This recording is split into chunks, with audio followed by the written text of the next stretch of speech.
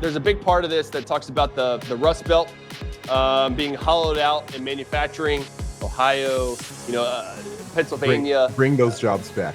Yeah, bring those jobs back. And that we had bad trade deals with a lot of these countries over time, and that trade was the reason why they lost their jobs. Now, economically, I think there's some problems with that argument because a lot of it actually went to automation. There was a high cost from the labor unions, the high taxes and regulations that were at the state level and the federal level that made it more costly to do business in America. And so it was cheaper. It's more profitable to do business elsewhere. And I think that should be a part of the entrepreneur's spirit, is to do things as profitable as possible.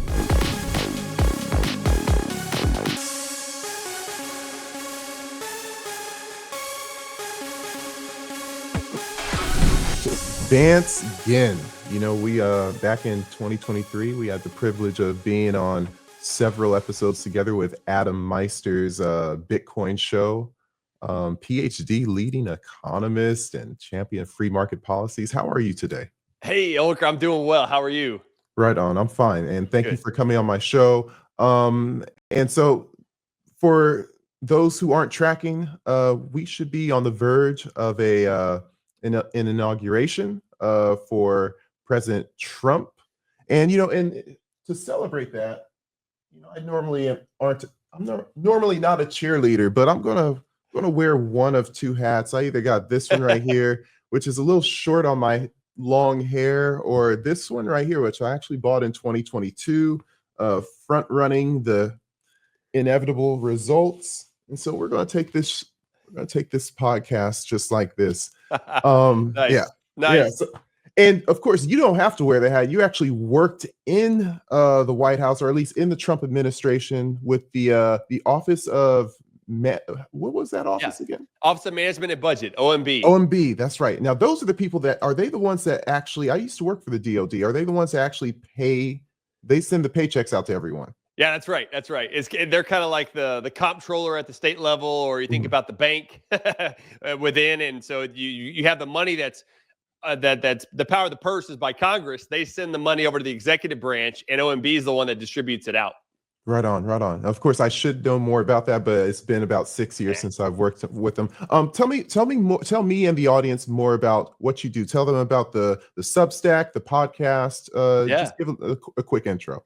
Yeah. I mean, I do a lot of stuff these days. I have Ginn Economic Consulting that I'm the president of, that I work with about 20 state and national think tanks across the country to provide sound public policy to let people prosper, which is really by getting government out of the way as much as possible. I have a podcast called Let People Prosper, which I kind of feel is my calling in life, is really to let people prosper. And so that's why it kind of goes through all of that. I have a Substack at vanceginn.substack.com. And then something easy is just vanceginn.com. I have my own website there. And on X is also Vance Ginn. So all this information I try to put out as much as possible to really, define the narrative about what it means to have limited government, what it means to have prosperity, and what it means to get there. How do we get more of it? That's interesting. And of course, it seems like with less government comes more value incentives, comes more capitalism. But of course, it doesn't always flesh out like that. Of course, we're dealing with government inadequacies with the LA fires. We're dealing with government overspending when it comes to sending money to places where probably we could have used that. Imagine all the money that the LA Fire Department sent to Ukraine, and they could have probably used that to make sure that they had their defenses up while Pacific Palisades and Pasadena burned down. But I want to, when it comes down to these ideas, limited government, it really doesn't fall into either of the major parties, Democrats and Republicans. If you look at the budget, the spending of from Congress over the years, it didn't matter if it was George Bush or Donald Trump, Barack Obama, or even Bill Clinton. In fact, of all places, Bill Clinton was the most austere, or all presidents, Bill Clinton was the most austere. I guess my question to you is, do we see the next 4 years as the people actually prospering under Trump, or is the government going to be prospering? Yeah, it's a great question, and you're right. I mean, this has really been a bipartisan problem over decades. The last time that we balanced the budget was in 2001. There were 4 years in a row where there were balanced budget there were 3 under Clinton and then 1 under Bush. As you had the 1990s and the economic growth and the IT boom and everything else, until the recession of 2001 changed that. And then in order to look at when we had a surplus before that, a major one where you had tax cuts and everything else, you have to go back a century under Calvin Coolidge. Whenever and they rein in government spending and things of that nature. So it really has been Democrats, Republicans, even under Trump, whenever I was there as chief economist for the Office of Management and Budget, we were running $400-500 billion deficits. Now, that's much less than the $2 trillion a year we're running now, which is the most that we've had during a non-wartime experience or non-COVID time experience. It's massive.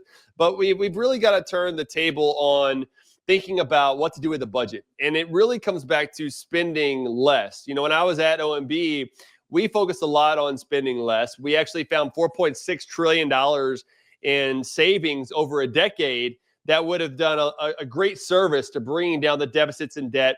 Because, for your audience and everything, right? I mean, the deficit really does matter. Whenever you think about this, where does that money come from? So you have government spending and you have taxes that are coming in. Well, spending is exceeding tax collections by about $2 trillion a year right now. So how do they pay for that? Well, you could raise taxes. They're not doing that. You can cut spending. They haven't been doing that. So they issue a lot of debt, treasury securities is what it's called. And then that gets sold out in the marketplace. Well, what does that do? That reduces the amount of money in the private sector to go to fund government debt over time. Or what we also see a lot is the Federal Reserve, our central bank, will print that money and reduce our purchasing power by creating inflation throughout the economy. And so all these things end up hurting Americans in the process. And so I think that right now, President Trump is going to have an extraordinary opportunity to hopefully turn the tide. Whenever you think about how that could happen, I think about the DOGE, the Department of Government Efficiency, with Elon Musk and Vivek Ramaswamy, who I think are extraordinary people. They're very bright and everything else. And I think that they have a great opportunity here to say, look, here are some key things that we should be cutting from the government and removing agencies, reducing the number of federal employees, which is about over 2 million people, 2 million people just in the federal government that we're paying for. And then you also think about deregulation. And you put these things together, we could have an economic boom that allows for the private sector to grow. And that way you get more tax revenue. That's kind of the side effect of that. At the same time, you rein in government spending, more growth, less spending. That's how we get control of these deficits and really rein in what the cost of them over time to bring about more economic growth and prosperity. And I think that is hopefully what we'll see out of the Trump administration, and hopefully he can get Congress on board as well. It's a brilliant dissertation. Again, it sounds like there's a lot of hope and a lot of it's a lot of playing nice together, and a lot of people having kind of working together with the same incentives. And so I want to pull this up. Yep. And I'm sure you've pulled it up before. People have pulled it up before. This is the usdebtclock.org. And some of these things have been picking at my brain. Again, everyone has to work together, but everyone is coming from different paradigms. Everyone has a different time frame. Again, people want to get reelected, or people want to spend as much or get as much power while they're in office as possible. And people thinking long term, and when I'm saying people, I mean people in Congress, people in the executive branch. People aren't thinking about what's America going to look like in 10, 15 years, because while they're in this office right now, they're going to exploit that power as much as possible. And one thing I want to key in on is, if I zoom in, let's see if it will zoom in. It won't zoom in that much on the screen. Yes, it will. So this interest on debt, again, that's a byproduct of that guy right there. And every year it goes up. And it's to the point, I did a piece on this when I was working at Swan. And when I did that, and again, that was probably 7 months ago, the defense war budget was higher than the interest on debt. And now we have where this is $125 billion higher, and it climbed that rate, and it made that differentiation over the course of 7 months.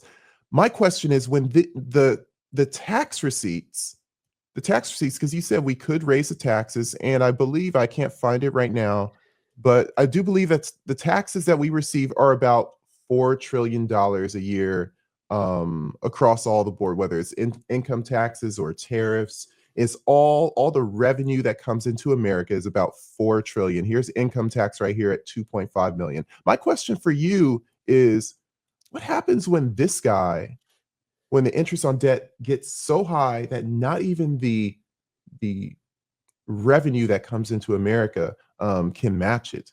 Is this just is this considered a death spiral? Is there any way to fix this? What's our choices?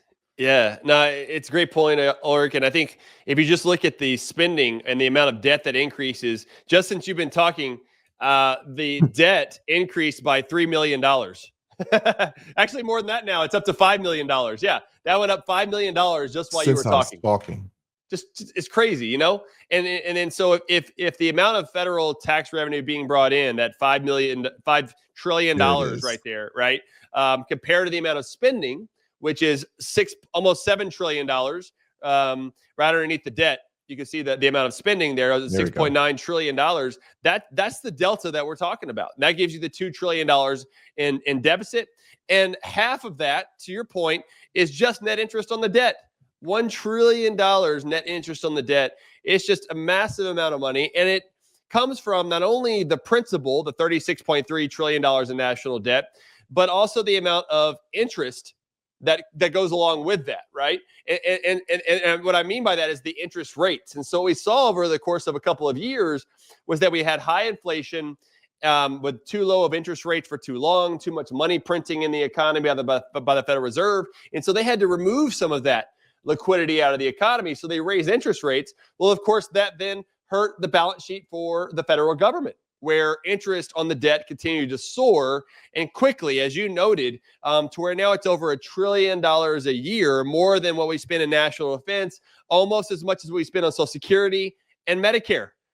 You know, and it's just a massive amount. And I think whether you're a Republican, a Democrat, a Libertarian or Green Party, or a conservative to a progressive, or whoever you are, I think we can all figure out better ways to use $1 trillion than just paying that interest on the debt.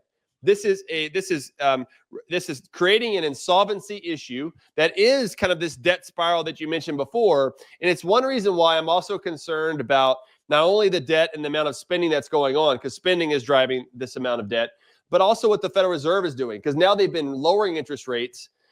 They've been increasing their balance sheet again. It's still around $7 trillion is the Federal Reserve's balance sheet. And so I still think that there's a lot of inflationary pressures throughout the economy that are going to reduce our purchasing power that President Trump is going to have to deal with in this situation. I know he would like interest rates to be lower because that typically supports more economic growth. Right. But if you have the debt continue to spiral out of control, you have to put other precautions in place. And so one of the things you may see is higher interest rates for a longer period of time, which is going to hurt the budget at the same time. So a lot of big issues, but this is really, I'm glad you brought this up, Ulric, because it really is a major issue for taxpayers. I mean, as you noted in that chart, we're spending about $106,000 for each person in America just to pay the national debt. It's how much we owe. If you look at just taxpayers, it's over $300,000. And this has shot up quickly just in a few years. So it really starts to put in place like what the true cost is of this debt. So you were working in the administration for about a year and a half, 2 years, how long? A year. Yeah, a year. What was your experience like with in the administration, and what was your reason for leaving? You know, there's a lot of cycling, you know, there's a lot of drama. CNN was attacking him nonstop. Russia stole the election. Of course, we don't like to talk about that anymore. But people were in his administration were essentially bad actors. And I would hope that he learned from that. But what was your experience? Was it a good experience? Did you say this isn't for me and you moved on? A year is kind of an interesting time for you. Talk about that. Hey, it's Ulric, and real quick, I just want to thank you for watching. At Coinbase, we strive to separate ourselves by making principled content. Your subscription helps the algorithm recognize that our message is important and should be seen by more people. So help our stories get to others, hit the sub button, and don't forget to share, even if just to one person. Let's change the world. Well, part of it was I went in June 2019, and Is that the then end? Yeah. Yep. So near the end already, and I was in Texas doing state-based policy with the Texas Public Policy Foundation, and I'm from Texas. I grew up in Houston and went to school at Texas Tech. That's where I got my PhD in economics. Taught for a couple of years at Sam Houston State University, then went to TBPF to do a lot of state budgeting work and other types of fiscal policy work. And then I got the call from Russ Vought, who was the acting director of OMB at the time. He was like, "Hey, are you looking for a job?" And I'm like, "Well, yeah. I'm a free market economist. I'm always on the market."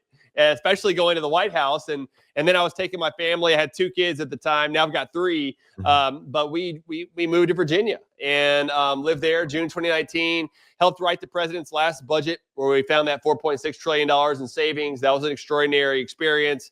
Went through an impeachment hearings that dealt with OMB, because remember the Ukraine funding that had to do with the OMB. So our team was caught up in a lot of that crap for a while. And then we started getting word of COVID. So then I found myself in the Situation Room, talking about what's going to be the impact on the economy, how's it going to spread around. And I'm like, look, we don't know. We're economists. We're not epidemiologists, and their models suck anyway. But talk to them. And then there was the process of the shutdowns and everything else that went on. And part of it for me was twofold. One is I was against the shutdowns, and I just couldn't stick around anymore. I was like, look, I got to get out of here. This is not going in a good direction. But then also with having 2 little kids and family back in Texas, I didn't see that Virginia was going to open up anytime soon compared to Texas. And so I was like, I got to get the hell out of here and go back home. And so between both of those, kind of the internal policy, I have a big moral clock in my head, and so I wanted to go in a certain direction, and it was just there was too much tension for me, and so I was like, I got to get back home. And then with the family and everything else, it brought me away, and unfortunately, I think it also contributed to the loss. I mean, whether it was China or the mail-in ballots, had we not been shut down so much across the country, that would have been a whole different situation. Right. To where I think Trump would have won a re-election then, instead of having to wait until until last year. And so there were a couple of things, but look, at the end of the day, it was an extraordinary experience that I learned a lot from, and I'm thankful for having that opportunity. It was great to work. There were so many great people within the White House staff, and while I didn't have a direct connection with the president, I would talk with like Russ Vought and others who would then go into the Oval Office. And like when I would go in the Situation Room, it would be like Larry Kudlow, more of the economic team compared to some more of the political types of teams. But man, it was a wild time. There was so much uncertainty that was going on, and everything else. I do kind of blame Fauci and Birx and for the direction that they were wanting to head us. To where I think they gave President Trump some bad information, and he was trying to do the best that he could at the time, given the uncertainty that was happening. And I think even he would want to do things probably different compared to the way it went down at that time. But we are where we are now, and so I think there's also an extraordinary opportunity for him to come in and clean house, and start getting us on a better direction of getting rid of a lot of the weaponization of government that's talked about, because that part is true. As a more libertarian guy myself, some of these words I think are overblown and get politicized and everything else, but there is really a weaponization internally of our government, where many of the career staff are not on the side of freedom, not on the side of liberty. They're more on the side of growing government because they want job security, control, and they end up finding in their mind that government is the answer. And when you get in that mindset, it's very difficult, no matter who you are. And especially if you're getting paid for your job to continue that, you want to keep going in that direction. And so that's why I'm also optimistic, Ulric, about what DOGE is trying to do, and maybe even reducing the size and scope of the number of employees. I've heard is that there are very few that are actually going in the office these days. So if you start to require them to go to the office, you might get high attrition high number of people retiring early and things of that nature that I think would be extraordinary. At the same time, if we can start moving more people out to the areas that they are connected with, like Department of Agriculture to Kansas or Nebraska or something like that, where ag actually happens, as opposed to centralized and in Washington. Like, what do you know about agriculture in the middle of a concrete jungle, right? Yeah, exactly, man. Or like if you think about the energy department, there's not much energy actually happening in the DC area. It's really in Texas and Oklahoma and places like that. And so I think, and it goes back to a bigger problem there. I think we've have a huge disconnect between the people and the government. And what Trump has been good about doing is reconnecting that.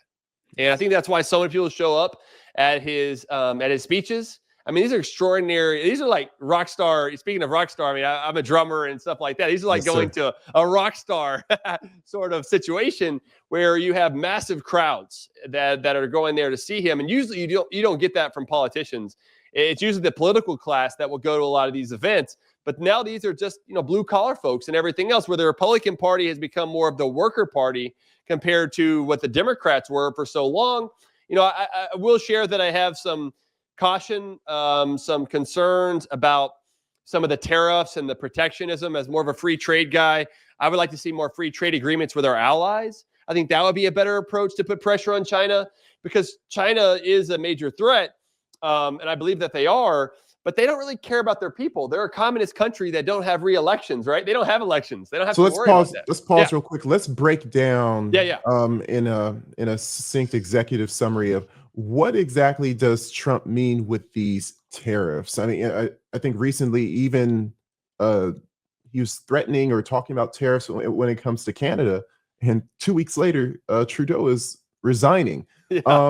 So talk to me about what Trump means with these tariffs, and break it down of why you see it could be not so beneficial for people and the country at large. Yeah, and thank you for stopping me on that rant. Oh, no. This is it's early over here. It's 8:30. I played back-to-back basketball games on Wednesday and Thursday. I could use the rest. No, go ahead. Continue. Nice. All right. So tariffs are taxes. I think we should start there. Whenever you import something from another country, you pay a tax on it. And so it's a tax that's paid by Americans. Now, some of that could be felt by the foreign business as well, because maybe you don't buy as much as you otherwise would, but the direct payment is paid by Americans here on that import tariff. And so what Trump is trying to do, though, is to say, you know what? We have these bad trade deals or trade agreements that are going on. Let's try to bring people to the table by using kind of a stick approach instead of just it's kind of like a carrot, but you have a stick behind it that says, you know what, if you don't come to the table here, then we're going to impose this tariff and hit you kind of with the tariff. And so with Canada, there is still remains like trade deficits in some sense in certain areas with Canada, especially in Mexico, given the illegal border crossings, the fentanyl and some other things that are happening there. I think what Trump would like to see is say, okay, we want to put in this sort of tariff, a 10% tariff or whatever it is on what we're importing. And hopefully Canada, Mexico, China, whatever the country is, will change their ways, have some sort of influence on the way that they are doing business and the way that they're trading with us in America. And I think that is a bold approach that we haven't seen before in history, really, of trying to bring other countries to the table. I don't necessarily disagree with that. I think that there are other ways that could be done by bringing them to the table. I also don't have as much of a problem with trade deficits, because trade deficits on the current account, meaning the goods and services that we import, is equal to the capital account, the amount of foreign investment of funding that comes into the system. So if you have a trade deficit, let's say we have $100 of things that we're importing from Canada, that then means that they have more of our dollars that they will buy or invest in stocks and bonds and stuff like that in America to bring that money back. So it provides for a circular flow of where we're both mutually benefiting from that exchange. I think that there's an argument that says that, well, but we're losing out. If we have a trade deficit, we're somehow losing, because really what we want to do is export more. And that's been throughout, Ulric, throughout history, we've had the mercantilists where they really wanted to export as much as possible to reap in the foreign currency and especially gold back in the day. We want as much gold here to give us more power. So there was this idea that the more exports you have, the more powerful a country that you are. But now in the more of the modern, and I think there were problems with that back then, it led to a lot of inflation and booms and busts throughout the economy. But then over time, what we've seen is with a fiat currency system we have now, instead of the gold standard, it's mainly debt that's being exchanged within a lot of these marketplaces. And it doesn't really create just the power that it used to, because you also want foreign investment to grow your economy and create new jobs and businesses and everything else that you don't get if you start to stifle that amount of trade that takes place and everything else. And so I like to look at the trade volume, not just the trade, the exports and imports, but how much are the total exports and imports, right? Which is closer to about $5-6 trillion. It's a massive amount of money. And so if we start thinking about, well, because Trump's also mentioned a 10%, maybe even a 25% across the board tariff, which basically is trying to say, because taking another step back, though, to your point, is why are we even talking about this at all? I think there's a big part of this that talks about the Rust Belt being hollowed out in manufacturing, Ohio, Pennsylvania. Bring those jobs back, essentially. Yeah, bring those jobs back. And that we had bad trade deals with a lot of these countries over time, and that trade was the reason why they lost their jobs. Now, economically, I think there's some problems with that argument, because a lot of it actually went to automation. There was a high cost from the labor unions, the high taxes and regulations that were at the state level and the federal level that made it more costly to do business in America. And so it was cheaper, it's more profitable to do business elsewhere. And I think that should be a part of the entrepreneur's spirit, is to do things as profitable as possible. And so instead of sometimes of us pointing the finger elsewhere, we have three fingers pointing back at us, where there was more that I think we should have been doing. We should have been cutting taxes in Iowa and Ohio and Pennsylvania and deregulating. And the federal government, we had a high corporate income tax rate for so long.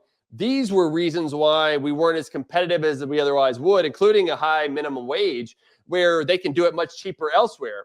And so what I was advocating for when I was in the White House is that I think we should keep reducing the cost of doing business here at home, instead of trying to penalize other countries and blaming them when there's a lot more that we could be doing. And I think the facts support what I was saying. Not to toot my own horn, but if you look at what happened during the Trump administration, 17 to 21, basically, there really wasn't a reduction in the trade deficit, because instead of just buying things from China, we bought things from Taiwan.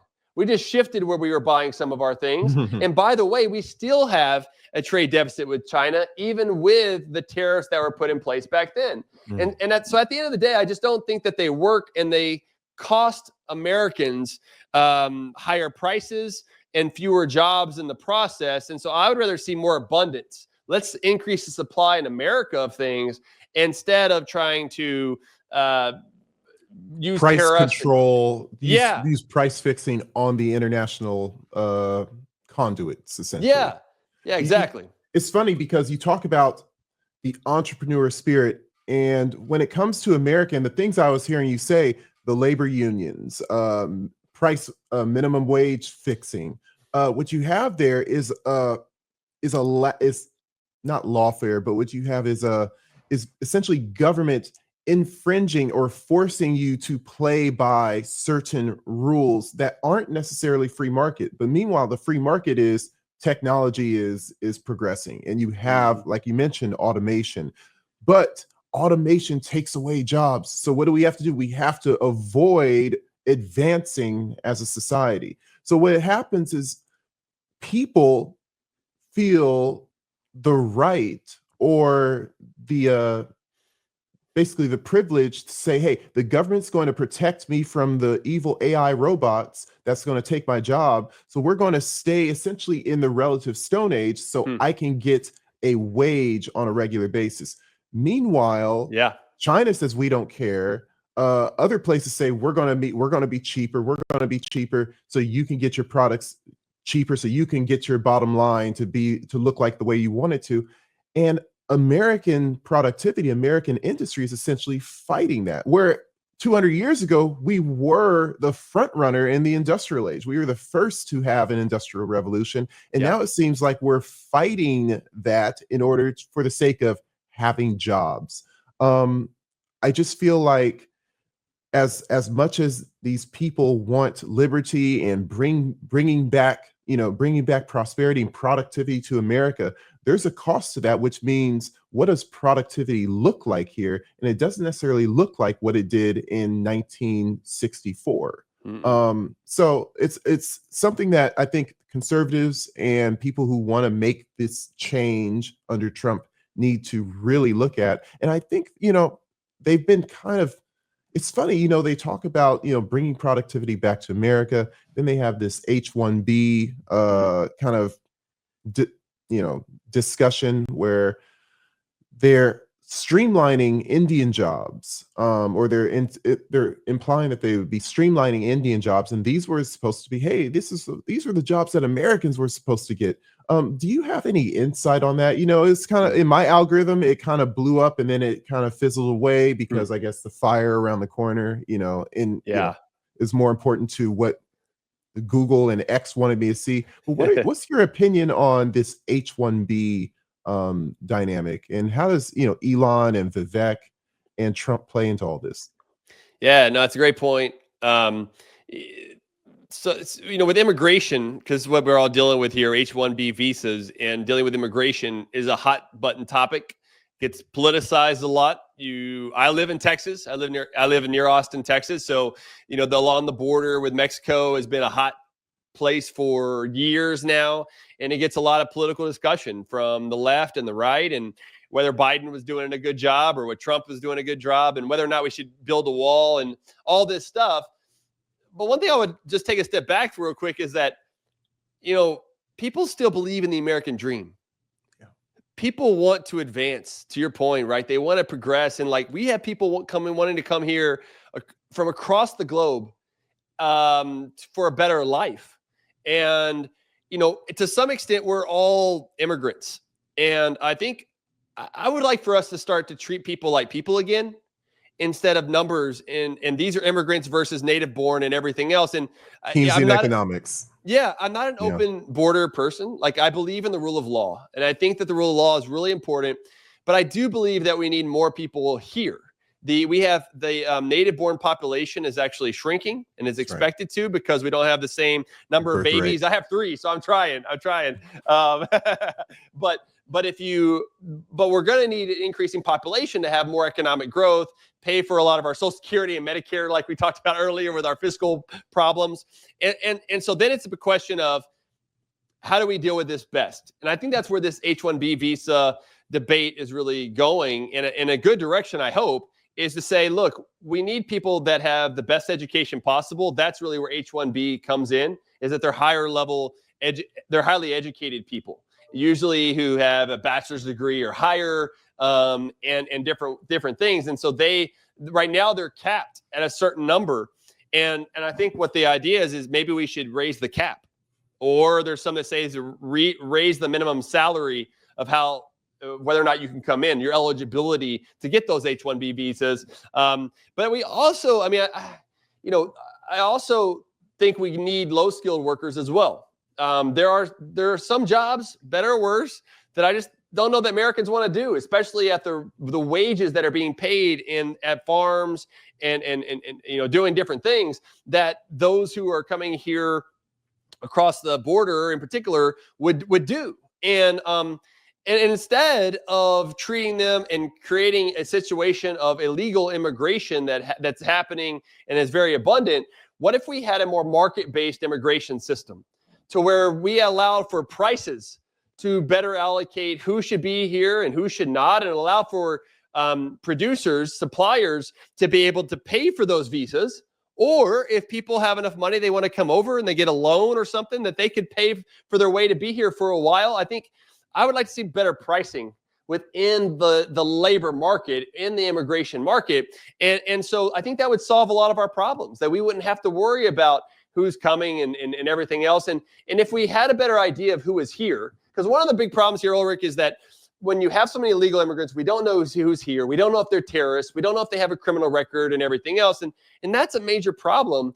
But if we had a better situation where we could give them a way to come here to work for a little while, or if they're seeking asylum, to find a path for them to be here legally, we would know who is here, and we would have a better steps in the future to make it, to hopefully have them being well-respected, productive members of society, which many of them are. You know, the first generation of immigrants are typically not on any welfare programs. It's usually the second or third, which ends up being more like Americans compared to those. So there's a lot of different pieces here that I think oftentimes get too over politicized when we need to look back at the foundations of what's happening. And I think if we went to a more market-based economic approach, it'd be a much better situation.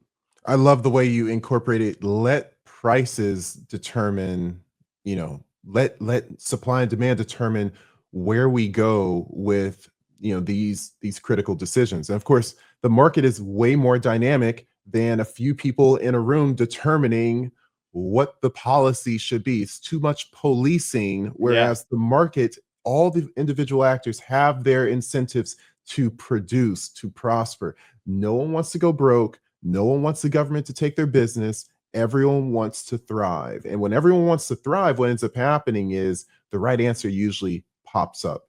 You know, we had after Trump left, I would say that we had a very dark time in the country. You know, people were, you know, the social dynamics did not get better under Biden. You know, we did not come together, whereas they thought that Trump was dividing people. We were just as divided, if not more so, during this past administration. They were, I mean, because of that, the next presidential candidate, which was Donald Trump, was almost killed twice. Some would say even 3 times. And this was by the narrative that was very violent against people who thought differently than them. Now, here's a question when it comes down to history and like the way that time shakes out. We mentioned that Trump could have won if this, that, and the other, but because he did not win, do you think that people will be more gracious to what he brings to the table because they've seen the other side, at least what they have to offer right now?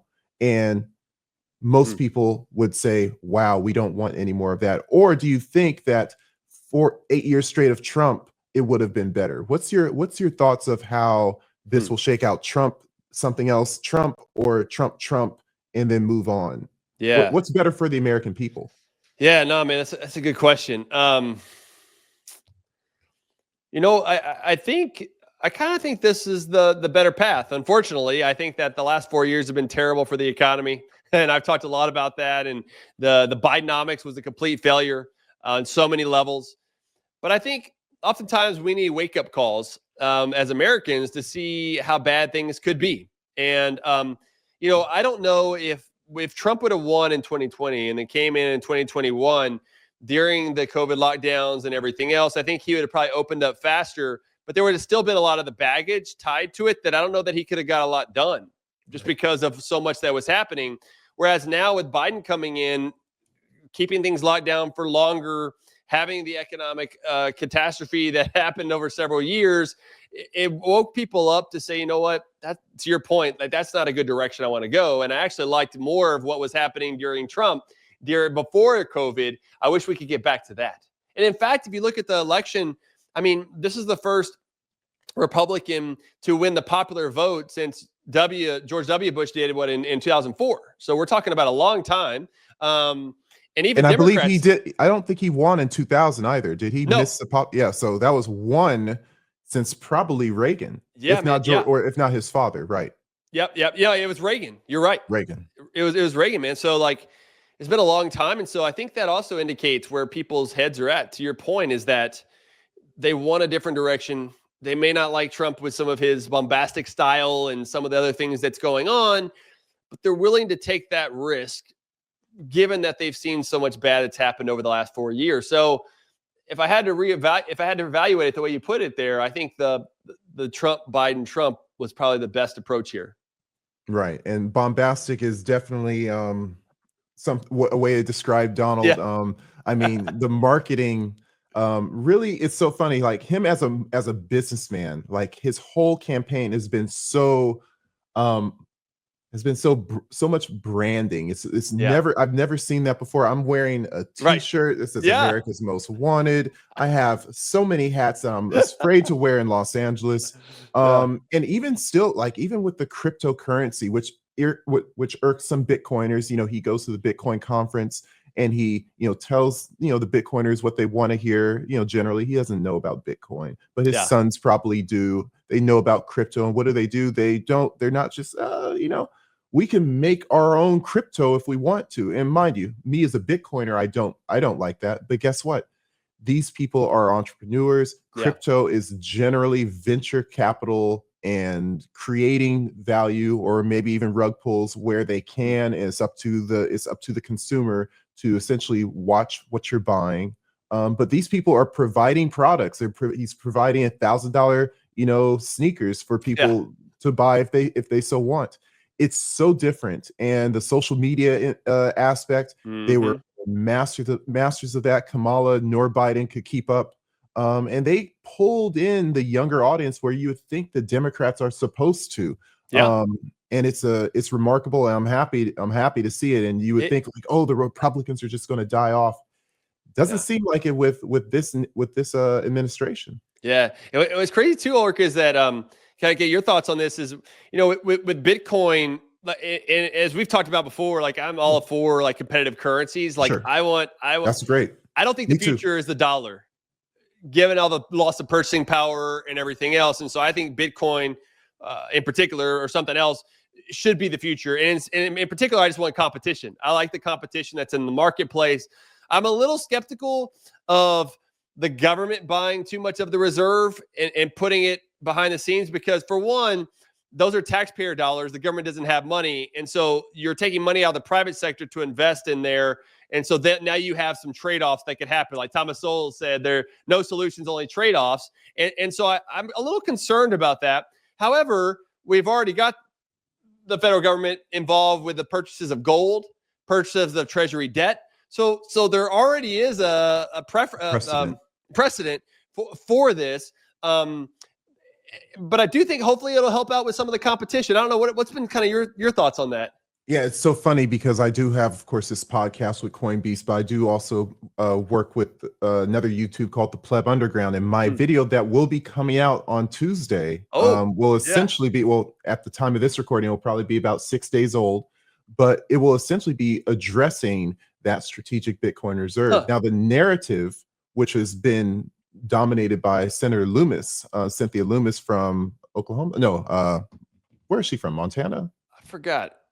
Oklahoma. It's Midwest somewhere. Wyoming. Yeah. It's Wyoming. Okay. And so she's been dominating this narrative. She wrote a bill that's in Congress, ready for, I mean, it's going to be polished, but it was drafted in July, and they're going to change it a little bit probably before it goes to vote. But essentially, the initial bill said we will buy 200,000 Bitcoin a year until we reach 1 million. And I'm looking at that, I'm like, with what money? Yeah. Like America may not be around by the time that you get to reap all the Bitcoin appreciation benefits. Yeah. And so what I think, while that narrative is hot for people who are speculators, and it drives interest in virality or virality. Recently, we're talking about the end of the year, she came back on MSNBC, I think, and she had a different tone, where she was talking about essentially the United States has confiscated hundreds of thousands of Bitcoin, and right now they're sitting at 200,000. Now there's news that they may be selling as much as 69,000 over the coming days, but they have essentially right now 200,000 Bitcoin that's owned by the U.S. Marshal Service. So they were essentially, she said, they should be just exchanging where that is owned. They should not be putting that up for auction, and it should be considered a part of the strategic reserve. And of course, the government has history of confiscation and stealing. That's what they do. Every time they print some money, they steal a little bit from the free market. So essentially, while they have confiscated this from bad people, they're going to look at this stockpile and say, maybe we should just hold on to this, and it would essentially cost them nothing. Additionally, she has also indicated the gold certificates that are owned by the Federal Reserve, where the gold, if it's still there, is in different treasuries and different banks across the nation, including Fort Knox. And essentially, there's $11 billion of gold certificates that are written down on the Federal Reserve balance sheet, but they're marked at $42.42 per troy ounce, which is a 1973 fixed price of gold before I guess the free market of gold started kicking off. Because I know we went off the gold standard, but I guess for a couple of years we still kept the fixed price of gold. And then during the 70s, then it was free. It was a free reign, and of course it went to multiple highs and lows. And right now we're sitting at $2,600, $2,650 per troy ounce right now. Which So is wild, by the way, which is right. really high. Yeah, it's really high compared to what they fixed the price at for 100 years. Yeah. And so essentially now, if we were to say how much is that gold actually worth, it's 693 billion, give or take a billion. So she's saying we would buy Bitcoin with some of that gold, essentially selling. Now, I don't think they would sell all the gold. That would be crazy. And I don't think anyone would agree with that. But my video proposes if you were to sell 5%, if you were to take a 19 to 1 ratio of gold to Bitcoin, would that be an okay enough risk? If even 2%, if you sell 5% of the gold that's owned by America, they essentially have $35 billion worth of cash right now. They could buy 400 coins at that price. Of course, buying it immediately would be crazy. It would spike the price. So I imagine they'd buy it over time.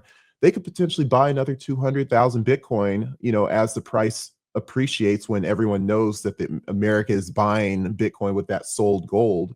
It would essentially tank the gold price, the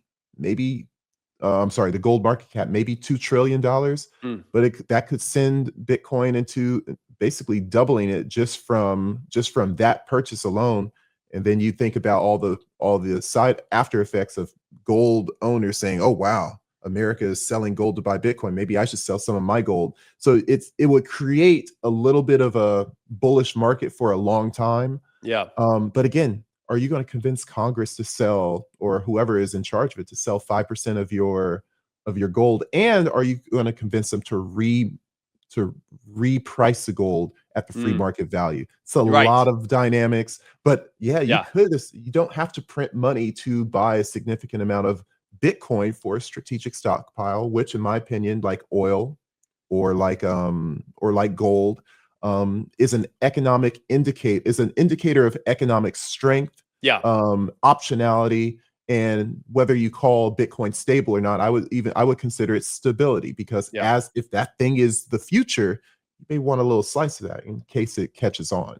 Do you think that having the federal government involved with Bitcoin, and given the cap of the number of Bitcoins that are going to be mined over time, and let's say they have a certain amount of it, could that distort the market somehow and make Bitcoin, I don't know, less valuable, or have some other distortion that creates problems with Bitcoin, or would it just be all positive in that sense? In my opinion, I think money is designed for store of value, medium of exchange, and unit of account. So if I have five, there's a lot of people out there that sit on their $5,000 of savings, their $1,000 of savings.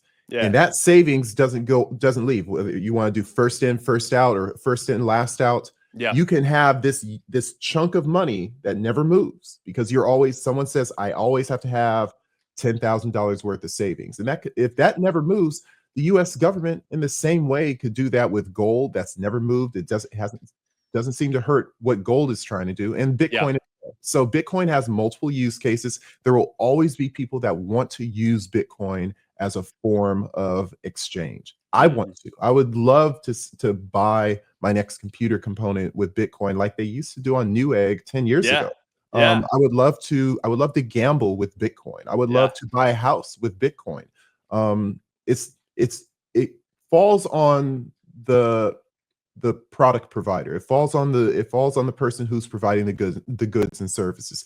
Do you want to accept Bitcoin? Because there's a lot of people out there that have it, that would love to spend and replace. But again, it comes down to the tax event. What does that do? I think that once we get to more of the Swiss, I think the Swiss have now taken away capital gains on cryptocurrency trades. But once we get closer to, the government's really acknowledging as it is a form of exchange, I think we'll see a little more velocity of money. And it doesn't matter if one person decides to hold 400,000 and never sell it, or someone is always moving around. Those economies will pop up here and there, and there'll be plenty of buying power to sustain Bitcoin, regardless of how many people want to spend it or not. And there will probably come a time where people say, we demand Bitcoin and we don't want the fiat currency because that experiment has failed. And essentially now you say, well, we're holding it to try to print more money, and behind it,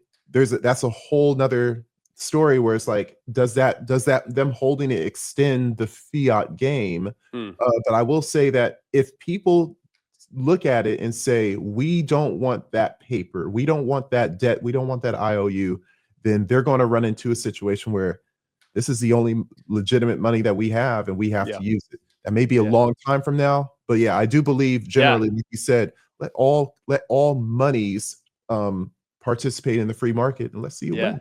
Yeah, and especially given, kind of circling back to what we talked about earlier with the national debt and the fiscal crisis. I mean, I really feel like we're in a fiscal crisis now, that we're going to need something else to provide that stability, to your point. And, and allowing for that competition, I think, was going to be really crucial for the future of America. Yeah. So I want to move away from this because you have been, over the year, I mean, I've known you for a year and a half, maybe 2 years. And ever since I've known you, you've always been very adamant about the education system, about children being able to pick where they want to go to school. And a lot of the rights to the individual, the parents and the children, are being infringed by essentially an overburdensome government overreach, government presence. Now, Linda McMahon from the WWE, I think, has been selected as the Department of Education secretary. And you are very tuned into the education activities, at least locally, in regards to student vouchers in the state of Texas, or even your local municipal jurisdiction. What is going to happen with the Department of Education? I think I heard Trump say we're going to take it out. We're going to get rid of it. We're going to let the states and the local jurisdictions run education. Is this really going to happen? And is this as good as I think it's going to be? Well, hey, man, I hope it happens. I'm all for ending the Department of Education. I think it's just been a travesty what it's done to the American education system since it was created in 1972, early 1970s. That's it. It's not even that old. No. It's a part of the fiat experiment. It's so funny. 1971, go off the gold standard and let's make the Department of Education. That'll make everything better. Amazing. I know. Under Nixon of all people. Also, the EPA was created under Nixon. Environmental Protection Agency. And then they started off the global freezing, and then they had to change the narrative of global warming in the 80s and 90s, right? Exactly, man. Exactly, yeah. And so look, so I'm hopeful that Linda McMahon and others can say it'll take some time, because at first probably what they'll do is they'll start reining in some of the excess that's happening from the Department of Education and say, okay, let's cut this, and this, because it's kind of like, well, how would I compare it? I mean, if you want to use some sort of analogy, basically it says, look, this has been going on for a long time. Like, you've been riding a bike, you get off the bike, you still don't know how to ride the bike. But what if you got rid of the tires? Well, it's going to be difficult to ride the bike, but we still got to get from point A to point B. So there's some inertia that's still going to happen within the education system, to where I think there will probably be, for another year or two, a need for the Department of Education. Now, you start widening that out and you get rid of the front tire and then the back tire, maybe the chain, And then you're pushing it with your feet, right? Or something like that. If I'm sticking with that. Yeah. If I'm sticking with that analogy, then I think that will get us in a better position to then push it all to the state and local levels. Because also something to remember is that our taxpayer dollars are being redistributed from the federal government to the states. So the state portion that they're spending on education and government schools across the economy, or across the country, are coming from those federal dollars. And so if you had an initial just wipeout of the Department of Education and we're not sending that money back to the states, then that would be a huge gap that we would need to do something about. So I think there will need to be some sort of mechanism to get that taken care of. I think we're already overfunding these government schools. So I don't have a problem with just cutting it off, but I know politically that's very difficult to do. And I say it's overfunded because in Texas, where I live, where I do a lot of work on this, and we don't have school choice, the largest red state in the country, and no school choice. In Florida, they just recently, Governor DeSantis just said that they have 500,000 kids who are now on their ESA program that they just started a couple of years ago. That's just massive. ESA. And yeah, ESA, education savings accounts. Okay. And that's been the big push, Ulric, is moving, like, for a number of years, it was a voucher, which Milton Friedman really popularized, decades ago, that basically says, let's take those dollars going to one institution, the public school, and take it to another institution, being the private school. That's the voucher sort of system. But that doesn't create the competitive nature that you really want to meet the unique needs of each one of the kids, because a private school or public school may not be the best. It could be homeschool. I went to private school, public school, and homeschool, and homeschool ended up being better for me. Me too. You also went, okay, cool. Yeah, I was, I think very little, like kindergarten, and then all of elementary school, and then I went to like 8th grade, and then 8th grade, like Catholic school, private school, and then all of high school, public school. Okay. So nice. I had a little mix of all of them. It was very awesome. Yeah, I went to kindergarten to 2nd grade. I was in private school. 3rd grade to 6th grade, I was in public school, and then 7th grade through 12th grade, I was in homeschool. It's almost like the flip of us. Yeah. And so I think that's what ESA is revolutionary. Is it's amount of money that goes into an account, kind of like a health savings account, and then you can use that money, the parents, as they see fit for their kids. If you want it to go to a public school, then you take that money and you send it to the public school. If you want to go to private school, you send it there, or homeschool. And then if there's money left over, you can use it for transportation. You can use it for tutoring. And some would argue, well, it's a basic income, but we're spending $17,000 in Texas per student for worse outcomes over time. What the numbers I like to use is, since 2011, spending is up 42% per student, whereas 8th grade math proficiency, like how well kids know math, is down 40%. So more spending has led to worse outcomes. Alternatively, think about this. Less spending, we had better outcomes. So I think we're overfunding education. And so by getting rid of the Department of Education could be a good step in the right direction to removing a lot of standardized testing, to removing a lot of rules and red tape that are creating a situation where we're hiring more administrators, many more administrators than teachers. And ultimately, the two biggest things for kids to learn are their parents and their teachers. And I happen to believe that teachers are underpaid, especially at public schools, whenever they have so much influence on these kids' lives. But in getting some economics here real quick, Ulric, is that you have a monopoly situation where 90% plus of kids are going to public schools. So they're the main supplier. And then on the teaching side, they're the main consumer of teaching services. So they're a monopsony, is what it's called on the demand side. And it doesn't allow for teachers to have any negotiating power to raise their salaries, because it's usually set by some sort of salary schedule by government, not by them in the negotiating process. And so I think we could also not only empower parents and students with school choice, but also teachers and ultimately the taxpayer. In Texas, I've done some modeling that shows that we spend $17,000 on average per student times 5.3 million kids. That's about $94 billion that we spend per year in Texas. If you went to a $12,000 ESA, which would cover most private schools in Texas, the average is $11,600. If we did that, we would spend $75 billion. So we could save $20 billion a year and cut taxes tremendously. Well, I believe we would get better outcomes, is what you find from competition in every other market. including in other areas where they have school choice. So I think this is the key part of the next revolution for America and for Americans is education. And I think the other one's AI and our technological revolution that's happening. And I think that really happens from what we talked about earlier with less spending by the federal government, lower taxes, and deregulation. Man, we're going to have an economic boom, but we've got to get government out of the way of these markets first. It's so funny, and I think that AI and automation and tech and information exchange will essentially drive education if it's allowed to. But what you're talking about is we spend more on kids. They're not getting the benefits of that spending because economies have grown up around this administrator class, this administrator,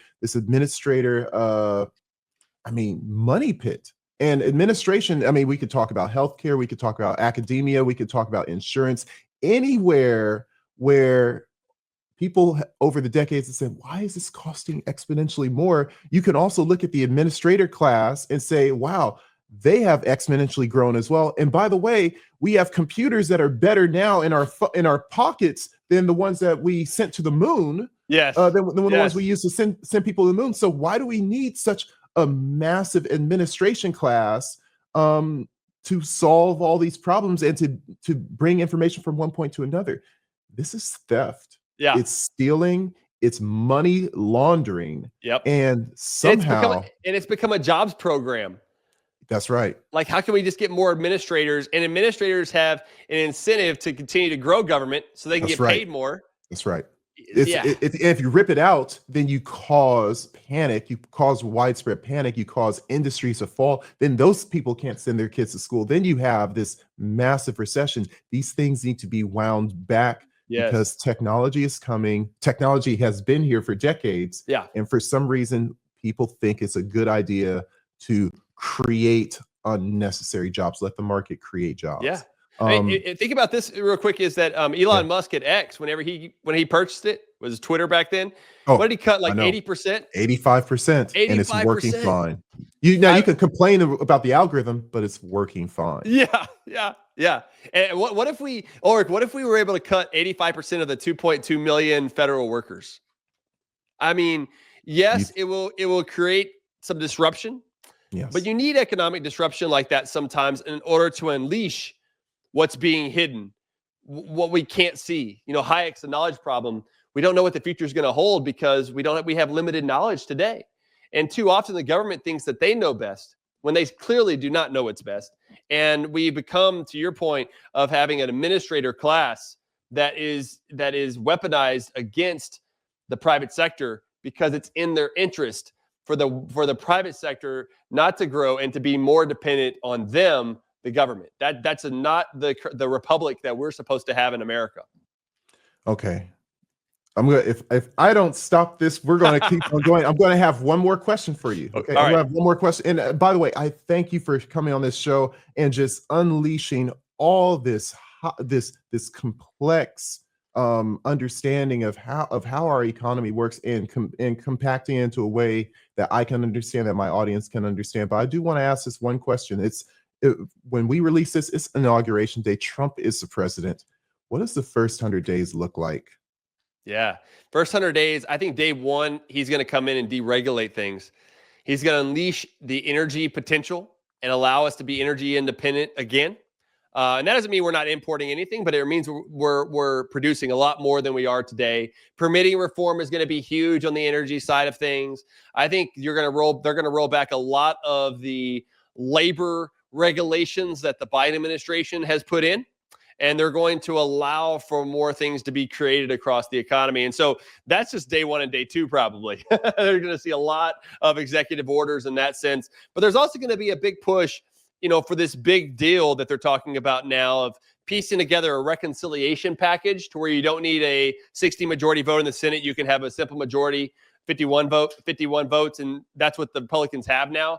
Yes. So I think we'll see a reconciliation bill early on that includes extending the Trump tax cuts, because a lot of the individual tax cuts expire at the end of this year. Wow. There's also a debt ceiling they're going to have to deal with.